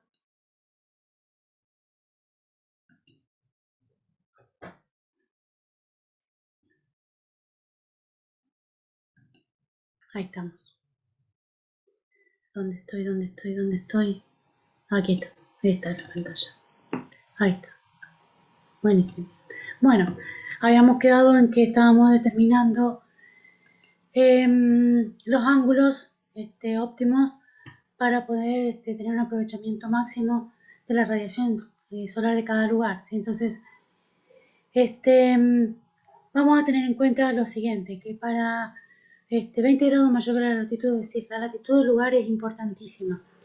Ustedes que, por ejemplo, están a 20 y pico, ¿sí? Si le suman, por ejemplo, ese valor 20 grados más, vamos a hacer una priorización de invierno, ¿sí? Esto sobre todo para los sistemas que están aislados, donde yo voy a asegurarme que el invierno tenga toda la energía que necesito y que en las demás estaciones del año pueda generar un poco más. No importa, pero yo me aseguro que en invierno lo tengo todo. Cuando le sumo 15, si esto en general es para que tenga una determinada autonomía, y en estos casos lo mejor sería sobredimensionar un poquito, ¿sí? Para que, o si no dimensiono, tener un sistema de backup, un sistema de acumulación, para generar esa energía extra que necesito. Y al igual a la latitud o sea, la inclinación igual a la latitud del lugar, vamos a tener predominio entre primavera y verano, cuando, sobre todo en verano, cuando hay mayor energía radiante. Sí, esto es para instalaciones justamente que pueden ser como campi o casa de veraneo, como les he explicado anteriormente. Vamos un poquito más rápido. Bueno, como les decía, vamos a tener siempre información de este tipo. Sí, esto, acuérdense que, fíjense acá, esta línea roja que está acá, este valor, este puntito rojo, este es un valor instantáneo, ¿sí? En determinado punto del día. Y esta otra campana, toda la otra campana, eso verde que está ahí abajo, es el total de energía que voy a tener. Acuérdense que esto va a variar, tanto estacional como diariamente, ¿sí?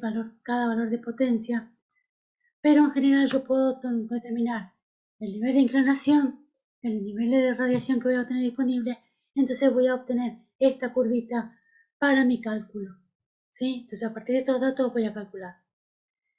Obviamente que tienen en cuenta, fíjense, todo lo que varía, esa campanita va a variar tanto en estaciones, ¿sí? De mes a mes, y me va indicando valores distintos de potencia a medida que se va yendo desde el amanecer al atardecer.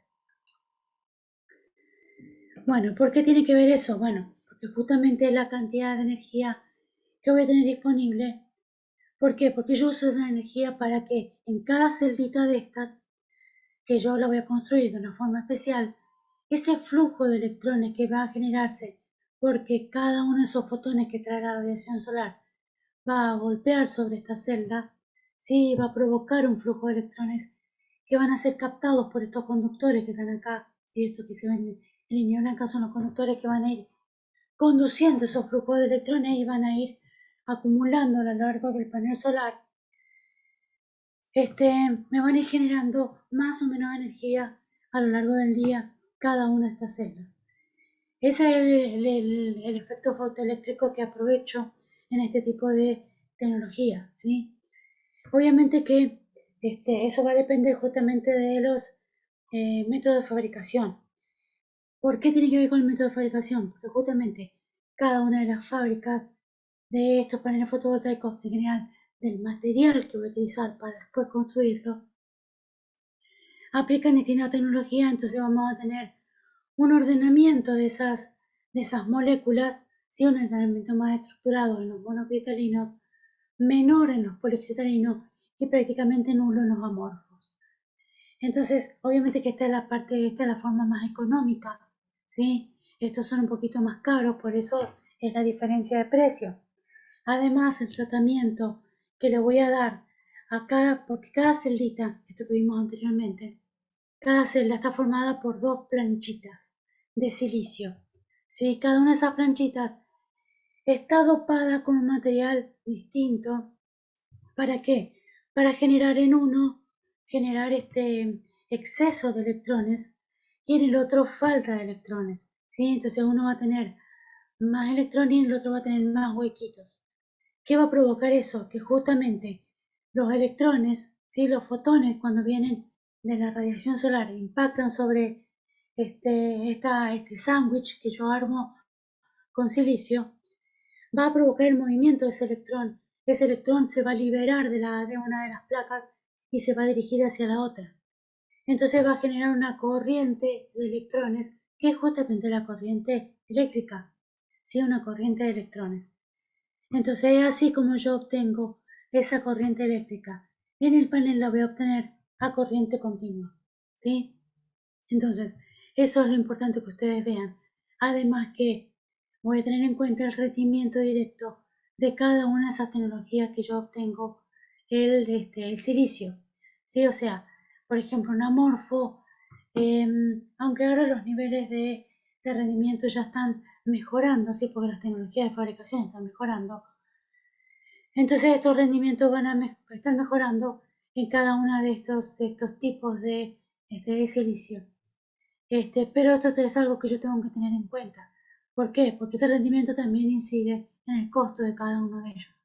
¿Sí? Entonces, eso va a depender mucho el costo total, la generación total. ¿Sí? Entonces vamos a tener rendimiento versus peso invertido, que va a ser distinto en cada caso.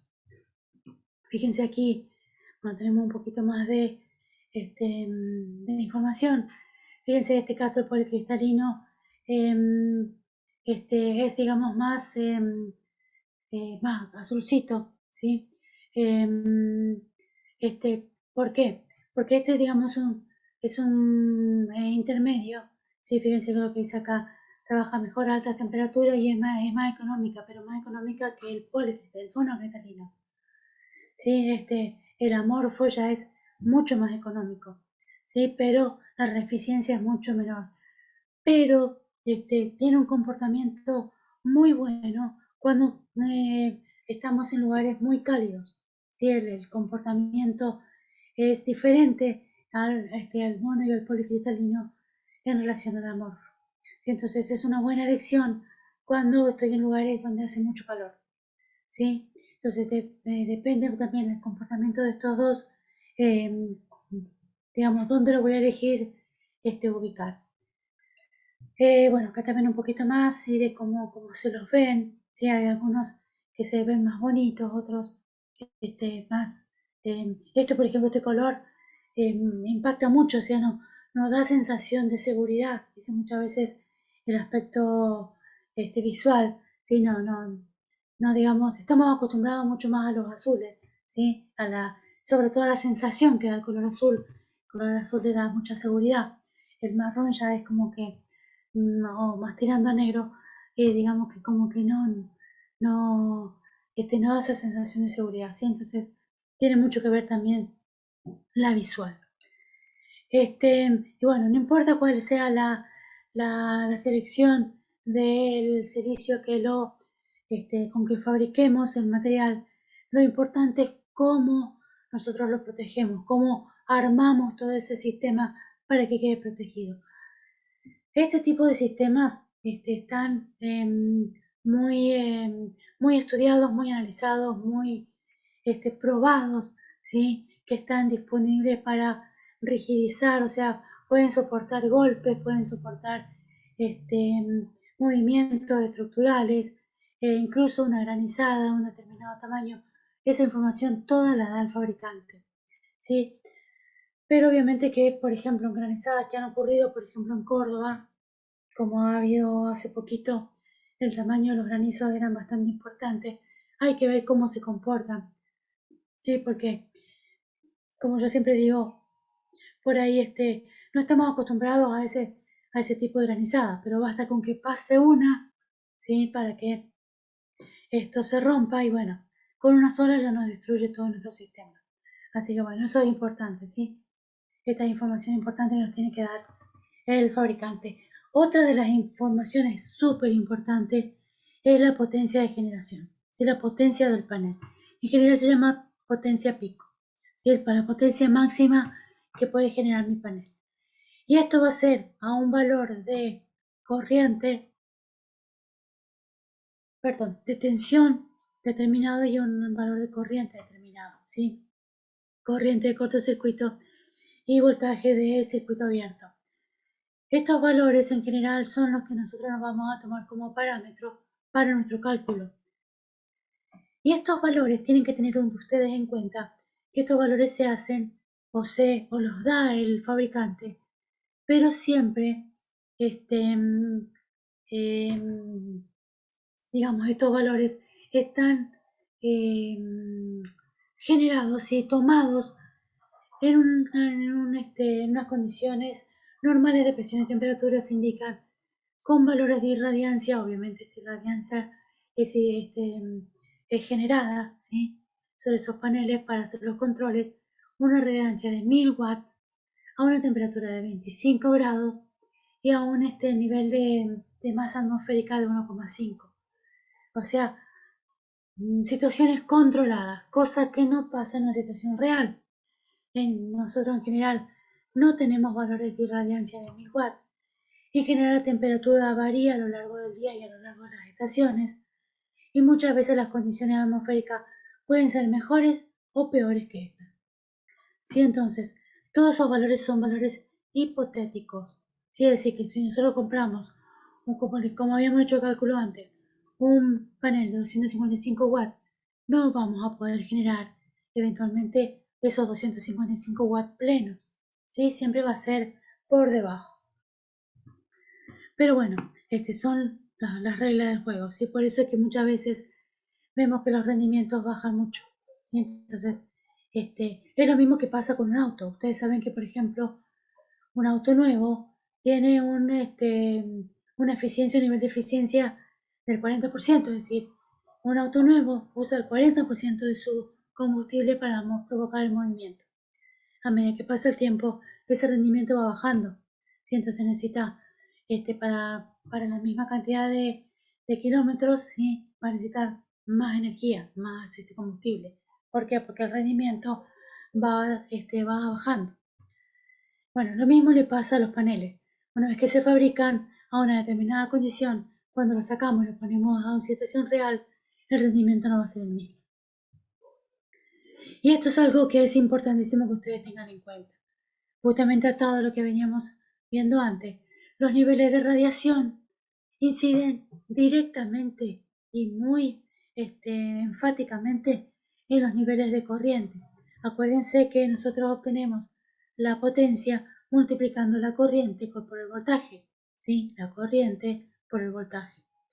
Si nosotros, por ejemplo, tenemos valores de corriente muy por debajo de lo que necesitamos, lo multiplicamos por los distintos voltajes que vamos teniendo, las potencias van a ser menores. ¿Sí? Entonces, fíjense lo que pasa, por ejemplo, a lo largo del día.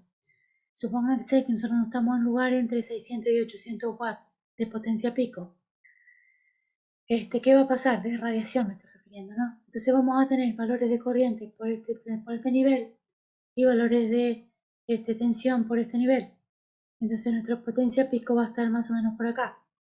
¿Sí? O sea, si el panel está diseñado para aprovechar una radiación de 1000 watts a 150, por ejemplo, para generar 150 watts, nosotros acá vamos a estar muy por debajo, ¿sí? Entre 110 y 115.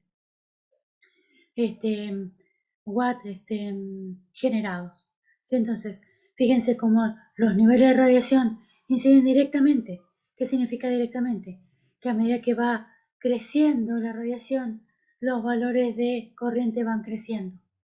¿Sí? O sea, eso es lo que pasa a lo largo del día. ¿Y qué pasa con la curva? Ay, me parece que me falta uno.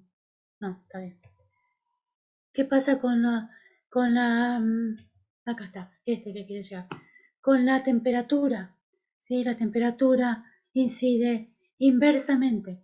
¿Por qué? Porque a mayor temperatura va a bajar, ¿sí? Cuando aumenta la temperatura, bajan los niveles de voltaje.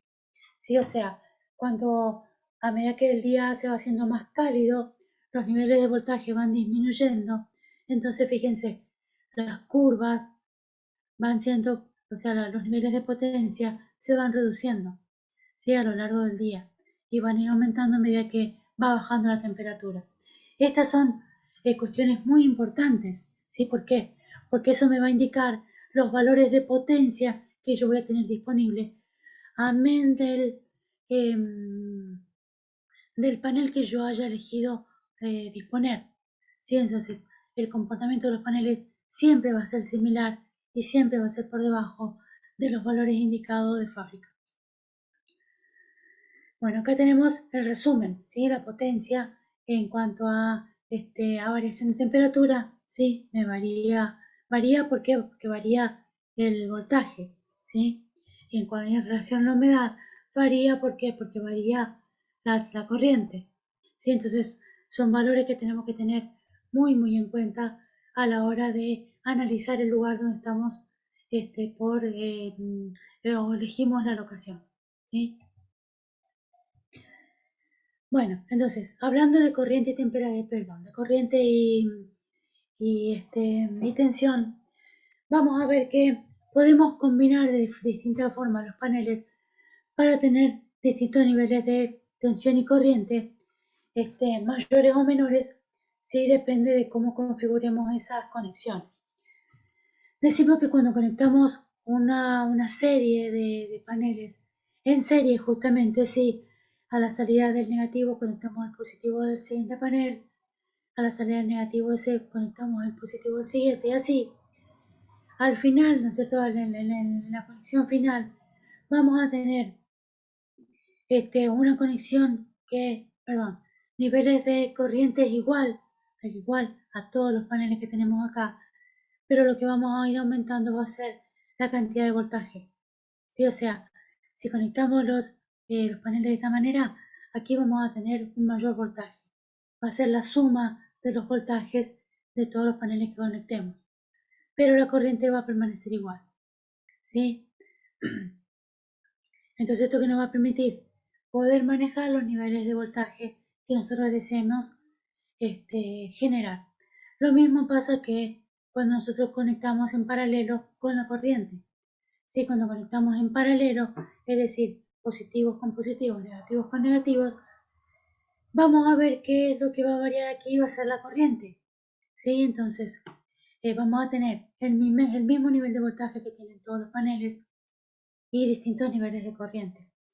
Obviamente que esto siempre está referido a paneles de igual característica, ¿sí? O sea, los mismos paneles vamos a usar. Entonces vamos a poder manejar distintos strings conectados en series y en paralelos para determinar los niveles de la conexión total, tanto en corriente como en tensión. ¿Sí? Nosotros vamos a poder manejar esos valores según nos conectemos en series o en paralelos los distintos strings. ¿Sí? Entonces, esas configuraciones nos van a permitir cierta flexibilidad. Esto también pasa con las baterías, ¿eh? Esto también pasa con el sistema de baterías. Fíjense, acá tenemos conexión en serie, que aumentamos los niveles de voltaje, ¿sí? De tensión, que va a ser la suma de todos estos. Sin embargo, vamos a tener los mismos niveles de corriente. Si estos, por ejemplo, tienen, qué sé yo, 15 amperes cada uno, aquí vamos a tener 72 voltios y 15 amperes. Sin embargo, aquí Si nosotros lo conectamos en paralelo, es decir, todos los positivos con todos los negativos, vamos a tener el mismo nivel de voltaje. Lo que vamos a aumentar aquí va a ser el nivel de corriente. Si tenemos 15 amperes en cada uno, la corriente total va a ser de, 30, 60, 70, 90, perdón, 90 amperes. ¿Sí? Eso es lo que pasa cuando conectamos en serie y en paralelo. Bueno, acá se ve que se piantó. Estamos viendo de nuevo los distintos tipos de paneles fotovoltaicos. Sí, bueno, esto, fíjense que lo que estuvimos hablando para los valores de corriente y tensión sirven para todos estos tipos de paneles, ¿sí? Los tipos de conexión son los que indican los niveles de tensión y corriente. Bueno, acá vamos a ver también cómo va a ir variando los niveles de potencia, cómo varían por la dimensión, ¿sí? Por las dimensiones. Acá tenemos 72 celdas, 66, estos son los mayores, lo que estamos manejando ahora en el mercado. Son 72 celdas y conectadas. Estas 72 celdas permiten una configuración de conexión, que ahora vamos a ver a qué está relacionado.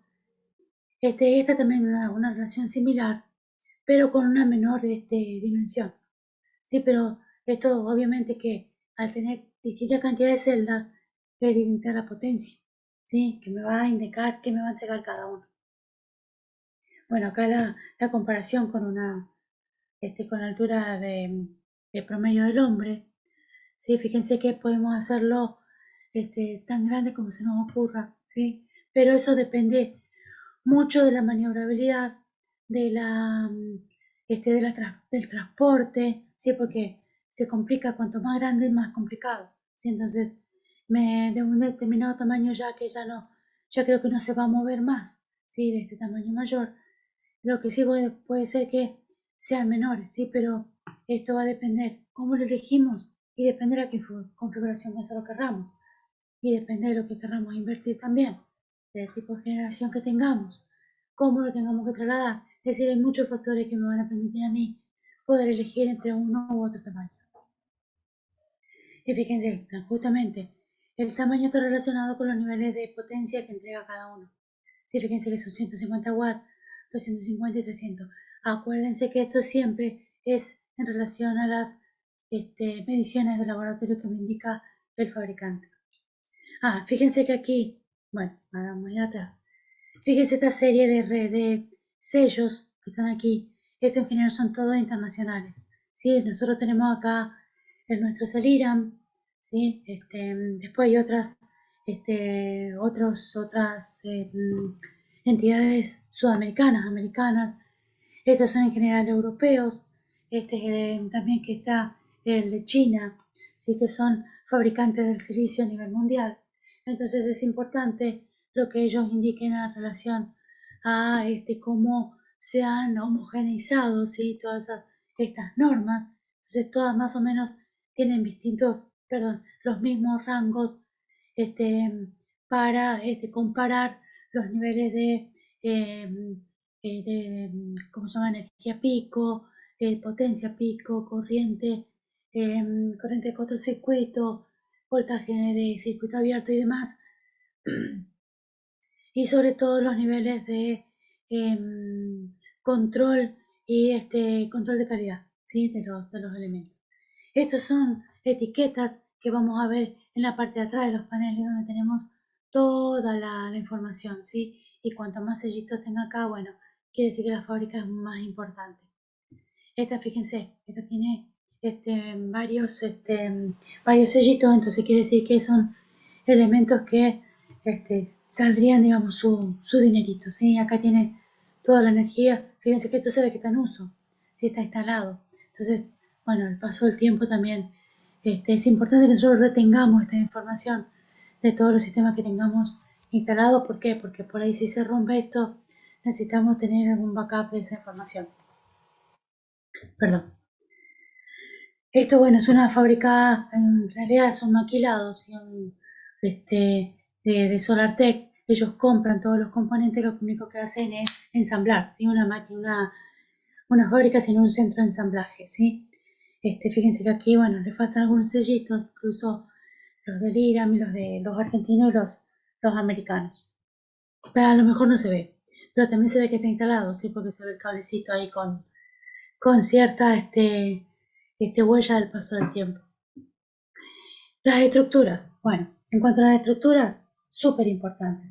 ¿Por qué? Porque son una parte, digamos, que también tenemos que tener en cuenta en el costo total de la instalación, y es una de las partes importantes que me van a permitir rigidizar mi elemento, ¿sí? Mantenerlo a una determinada inclinación, que es la que elegí según el diseño. Y algo súper importante es el comportamiento en relación a los distintos niveles de temperatura, em, la, la performance que puede obtenerse respecto de, por ejemplo, de vientos, de movimientos sísmicos. Sí, esto es súper importante. ¿Por qué? Porque todos esos elementos, en general, condiciones climáticas, inciden en la vejez o en la duración de esto, me salía la palabra duración, en la duración de estos elementos. Acuérdense que un panel solar en general está, está pronosticado, ¿no es cierto? Cada empresa indica que aproximadamente tiene una vida útil de 25 años, por lo tanto, este sistema rígido, el sistema de estructura, tiene que soportar ese tiempo también, ¿sí? Entonces, es importante la elección de estos elementos a la hora de la instalación de mi estructura solar.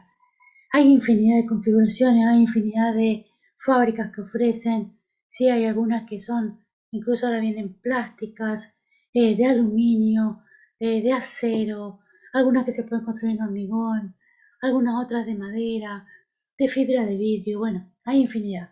Sí, pero eso va a depender, obviamente, del costo y de las condiciones climáticas. Nunca se olviden de las condiciones climáticas, tanto de temperatura como de viento y, y las condiciones de locación respecto al movimiento sísmico.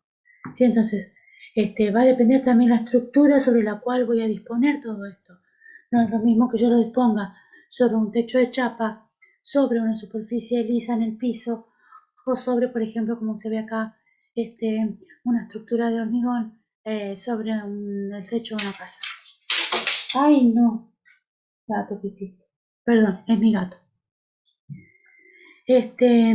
Fíjense también aquí, ¿sí? Cómo aprovecha al máximo la superficie que tiene disponible este lugar, ¿sí? Entonces dispone toda la estructura completa, y este caso es complicado a la hora de la limpieza, ¿sí? Porque fíjense cómo hago para limpiar esto que están acá en el medio, ¿sí? O sea, va a ser compleja, pero bueno, es una configuración que elige, digamos, tanto el diseñador y que la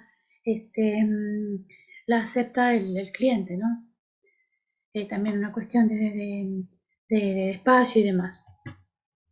Bueno, esto es lo que yo le indicaba, ¿sí? Respecto a la durabilidad, la tropicalización respecto de, como les decía, el granizo, ¿sí? Las lluvias fuertes, la rigidez con los vientos, sobre todo en los techos inclinados. Nosotros en general, yo no sé la dirección predominante de vientos de ahí, pero nosotros, por ejemplo, que tenemos viento predominante del sur con superficies inclinadas hacia el norte, es un poquito complejo cómo hace la succión del viento. Entonces es importante que tengamos que tener en cuenta eso para que no se nos vuele, ¿sí? Con succión del viento toda la estructura con los paneles y demás.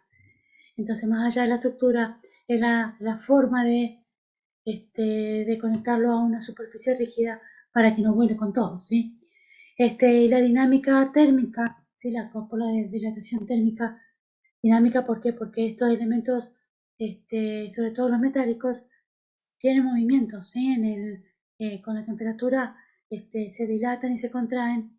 Entonces, ese aspecto también es importante. Y en SR está asociado a lo que yo le decía de las condiciones sísmicas, ¿sí? Bueno, otra cosa que tenemos que tener súper importante a la hora de tener en cuenta esos sistemas de rigidización, los sistemas estructurales, es la disposición y la lejanía que tenemos que tener en cuenta uno sobre otro por el efecto sombra. El efecto sombra es algo súper importante que se tiene que tener en cuenta. Hace un tiempo, bueno, lo que hacíamos era para evitar ese efecto sombra que disminuye la producción de energía en una celda, y al disminuir en una celda provoca que todo el panel esté en problemas. ¿Sí? ¿Por qué? Porque si una celda disminuye, las demás también disminuyen. ¿Sí? Por más que no le dé sombra a las demás, todas están, digamos, asociadas a que a una de esas celdas le dé sombra, entonces ya teníamos problemas. ¿Cómo se reducía eso? Conectando entre panel y panel un bypass, ¿sí? Un diodo bypass, que hacía que cuando daba sombra, por ejemplo, en la celda 3, ¿sí? O en la célula 3, esa celda, digamos, se obviaba, ¿sí? Ese bypass se cerraba, entonces hacía que esa celda no se tuviera en cuenta em, para la producción, pero igual disminuye, ¿sí? ¿Por qué? Porque yo no puedo poner, digamos, poner un diodito entre celda y celda se complica. Entonces, ¿qué hacen los fabricantes ahora? Lo ponen supónganse, esto es todo un panel, ¿sí? Esto es todo un panel, pero lo separan en string internos, ¿sí? O sea, cada string viene conectado así en serie, de esta manera, y en cada uno de esos strings disponen un diodo. ¿Qué pasa si, por ejemplo, da sombra en este string? ¿Qué hace? Este diodo se cierra y la energía que se genera acá viene, pasa por aquí, el diodo está cerrado, no tiene en cuenta esta parte y sigue y acumula con el siguiente string que sí genera porque no tiene sombra. Entonces, ¿qué pasa acá? Entonces, el 2/3, sí hay un tercio que no funciona, pero otros 2/3 que sí generan. Entonces yo tranquilamente puedo seguir obteniendo energía. Pero ¿qué pasa si, por ejemplo, yo tengo sombra en esta parte? En toda esta parte. Ya me inhabilita los tres strings internos. ¿Sí? Las tres cadenas internas. Entonces ya no puedo, ese panel no me va a generar energía. ¿Y qué pasa? Si está asociado en serie o en paralelo con otros paneles, también provoca problemas. ¿Sí? Entonces es muy importante que tengamos en cuenta ese tipo de efectos cuando dispongamos nuestra instalación fotovoltaica. Bueno, y aquí un poquito vamos a ver los reguladores de carga, hablando un poquito más de otros elementos. Fíjense, esto es un tipo PWM, este es un tipo MPPT, perdón.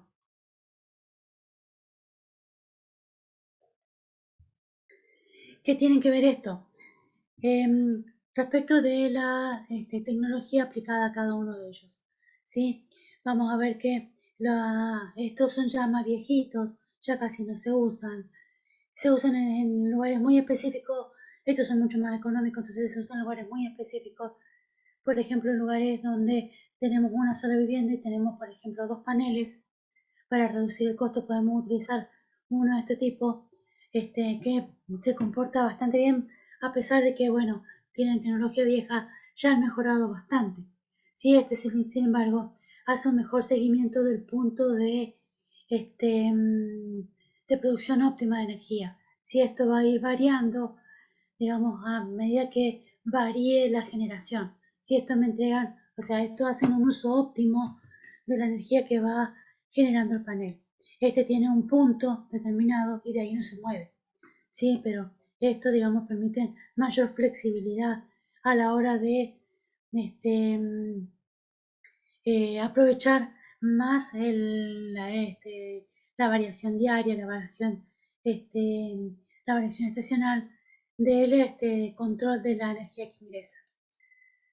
En general, estos reguladores de carga lo que hacen es conectarse al panel y de ahí al consumo, siempre y cuando tengamos consumo en corriente continua.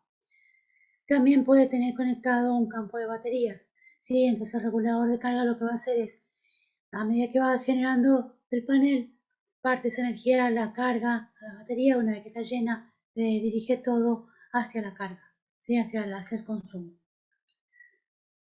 En este caso, fíjense, tiene también el similar funcionamiento, tenemos un sistema de panel fotovoltaico conectado al regulador.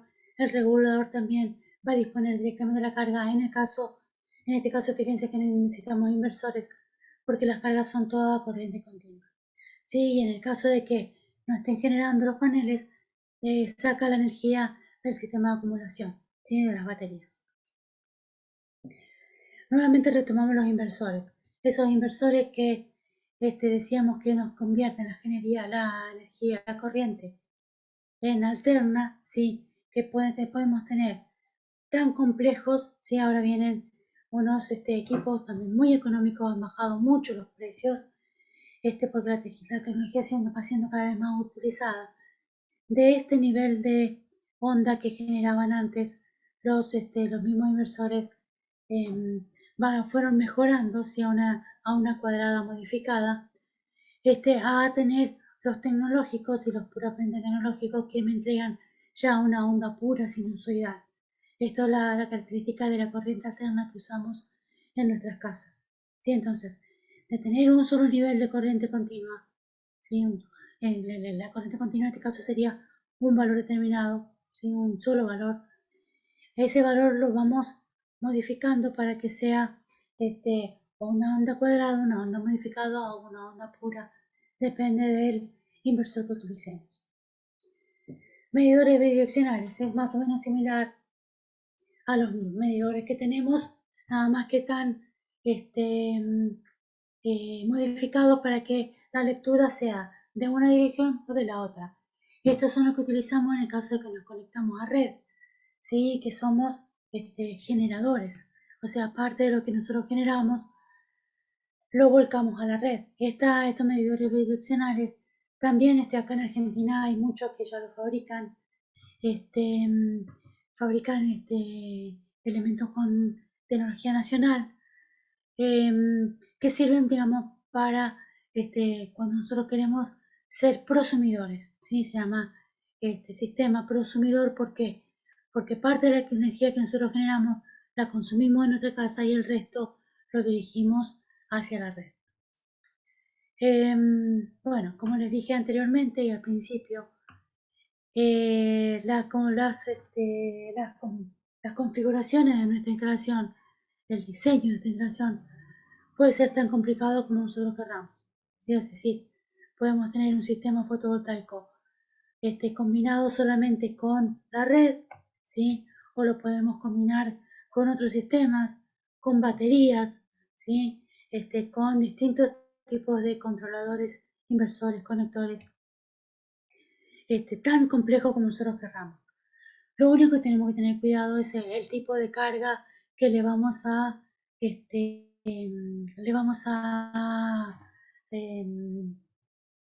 a instalar, ¿sí? ¿Por qué? Porque cada uno de estos tipos de carga, tanto inductiva, resistiva como de capacitiva, tienen distintas características que van a incidir sobre mi sistema de generación, ¿sí? Entonces, esas características no las tenemos que perder de vista, tenemos que tener siempre en cuenta de que la panelería o que nuestro generador cubra todo esa necesidad de energía que vamos a tener en nuestra vivienda o en nuestra instalación, que sea industrial o comercial, ¿sí? Entonces, el tipo de carga que vamos a cargar, que vamos a conectar, eso es muy importante tener en cuenta. Entonces, fíjense nuevamente, acá tenemos una planta de emergencia, es un generador diésel, batería, fotovoltaico, ¿sí? Toda esta parte del sistema que está en corriente continua está regulada por un regulador de carga. Y después está el inversor que va a ir tanto a la carga, va a tener conectado también cualquier tipo de plan de emergencia que tengamos y tanto la red pública, ¿sí? Acá en esta parte va a tener el medidor bidireccional. Bueno, acá un poquito más de esas características de regulador de carga, el inversor cargador, ya estuvimos hablando de cuáles son las funciones. Ojo que incluso hay algunos inversor cargador, ¿sí? El regulador, inversor cargador, que ya viene todo el equipo en uno solo. Entonces aquí yo puedo conectar la batería, puedo conectar el generador diésel, el fotovoltaico, el de acá puedo salir a la red mediante un bidireccional, de aquí ya puedo conectar también la carga, ¿sí? Entonces, eh, este tipo de elementos ya vienen con una complejidad, pero a la vez una simpleza, ¿sí? En el manejo, muy amigable ya, ¿sí? O sea, hay mucha oferta. La cuestión es elegir el apto para cada instalación. Bueno, las baterías, como les dije, que era acumular energía, ya saben que hay muchos tipos. Ustedes que están en esa provincia saben que digamos, dejando ya las de plomo ácido, perdón, las de ciclo profundo de gel. ¿Por qué? Porque son muy contaminantes. Si bien el litio también tiene una parte todavía compleja que es el sistema de deposición final, ¿sí? Cuando termina su ciclo de vida, ¿qué hacemos con ese litio? Se supone que puede ser regenerado, puede ser vuelto a usar. Sin embargo, este tipo de otra batería que se utiliza hasta ahora, la de plomo ácido, la de gel, todo lo que utiliza es altamente contaminante, entonces se está tratando de que ya no se utilice más. Bueno, un poquito de repaso, ¿sí? Los criterios de diseño, ubicación del recinto donde va a estar el sistema de control del fotovoltaico, ¿sí? La orientación al norte geográfico, la inclinación, esto es importante, por ejemplo, estas cuestiones son importantes que tengan en cuenta a la hora de diseñar incluso hasta su vivienda, ¿sí? Porque, por ejemplo, su vivienda puede tener un techo inclinado, también con la misma inclinación que ustedes pueden hacer un aprovechamiento el día de mañana, el tipo de soporte de paneles, las condiciones de suelo del techo, para justamente la parte estructural, el espacio de disponer el metro cuadrado para disponer todo ese sistema, acuérdense que está relacionado al efecto sombra, la radiación, el recurso solar en ese lugar, perdón, y la evacuación, bueno, la evaluación de posibles sombras alrededor, ¿sí? Que no haya árboles altos, que no haya edificios altos que provoquen sombra en algún momento del año, en un momento del día. Otro componente, bueno, son los cables, ¿sí? Acuérdense que yo les comentaba que cuando manejamos corriente continua, los cables tienen que ser de una dimensión mayor, ¿sí? Entonces, los conectores tienen que ser especiales, ¿sí? Para que no generen ningún tipo de chispa, ningún tipo de efecto contraproducente, ¿sí? A nuestro sistema fotovoltaico, porque estamos poniendo mucha platita ahí, ¿sí? La inversión es grande. Y obviamente el mantenimiento de los paneles solares, ¿sí? Cada cuánto lo debo limpiar, cada cuánto debo revisar esas instalaciones, si tengo baterías, cada cuánto tengo que revisarlas, tener en cuenta siempre el control, la revisión de las estructuras, si hay árboles cercanos que me puedan producir basura o sombra, podarlos, ¿sí? Entonces, todas esas cosas son cuestiones importantísimas a la hora de tener en cuenta la vida útil de mi instalación. Bueno, y toda la parte tecnológica, ¿sí? Es sumamente importante. ¿Por qué? Porque hay mucha plata instalada ahí, ¿sí? Entonces, tenemos que tener en cuenta siempre controlar cada uno de esos elementos, hacer todas las cuestiones de seguridad. Y bueno, hasta aquí hemos llegado, ¿sí? Que espero que les hayan, bueno, el tema de las baterías también, ya les había comentado antes, ¿sí? Cuán importante es el sistema de, de batería de acumulación, ¿sí? Siempre tiene que estar protegidas a la sombra de la humedad, los bornes de conexión limpiarlos siempre, ¿sí? Hay que tener siempre alguien con conocimiento técnico. Esto es importantísimo. Ante tormentas eléctricas tenemos que desconectar todo, ¿sí? Para evitar cualquier tipo de accidente, cualquier anomalía, justamente porque puede estar relacionado con la inversión que hicimos. Bueno, esto está también un poquito de información acerca de qué equipos son más factibles de conectar que otros, ¿sí? Ahora hay muchos con buena eficiencia, ¿sí? Entonces podemos conectarlos. pero siempre tenemos que tener en cuenta qué tipo de cargas son. Bueno, esto un poquito ese descolgado. Y bueno, hasta aquí terminamos. Me pasé un poquito, bueno, en relación al corte que tuve, pero bueno, no quiero robarles más tiempo. Sé que termina a las 10, pero bueno, nos pasamos un poquito, espero que sepan disculpar, pero quería redondear toda la información que quería darles. Yo les voy a poner aquí en el chat.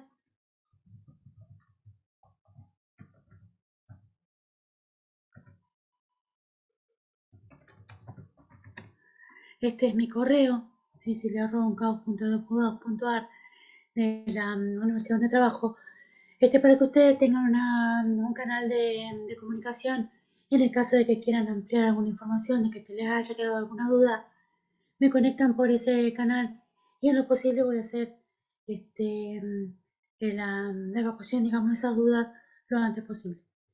Bueno, espero que tengan buena noche, espero que nos volvamos a encontrar en otro curso y si no, bueno, si vuelve el profe, bueno, lo van a seguir con él.